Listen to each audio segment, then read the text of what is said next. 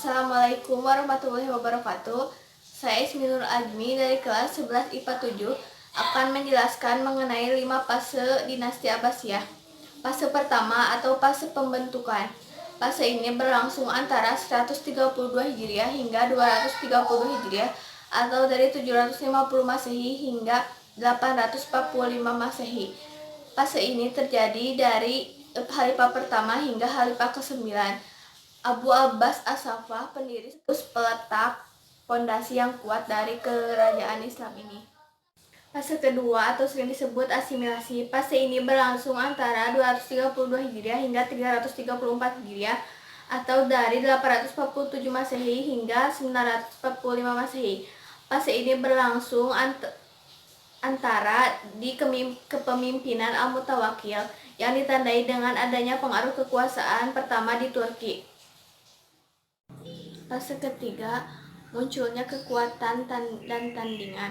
Fase ini berlangsung antara 334 hingga 447 Hijriah atau dari 945 Masehi hingga 1055 Masehi. Fase ini diawali dengan munculnya dinasti Buwayhi atau sering dikenal dengan pengaruh Persia kedua. Pengaruh Persia pertama terjadi pada awal masa pendirian dinasti Abbasiyah. Pada saat yang sama, seperti Fatimiyah di Mesir, Idrisi di Maroko, dan Sabak Takim di India menyatakan merdeka dan mereka melepas dari kungkungan dinasti Abbasiyah. Fase keempat atau Perang Salib. Fase ini berlangsung antara 447 Hijriah hingga 590 Hijriah atau dari 1055 Masehi hingga 1190 Masehi. Fase ini diawali dengan munculnya pengaruh Turki kedua dan munculnya Bani Saljuk untuk menyaingi Abbasiyah di Baghdad sekaligus menyaingi Umayyah II di Andalus.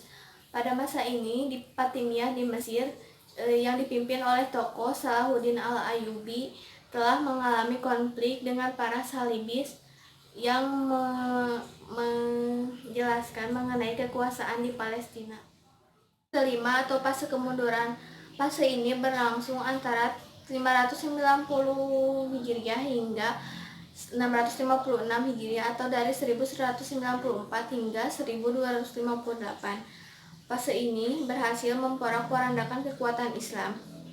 Pada puncaknya pada tahun 1258 pasukan Mongol berhasil mencapai Baghdad yang dipimpin oleh Genghis Khan dan berhasil menaklukkan kota tersebut.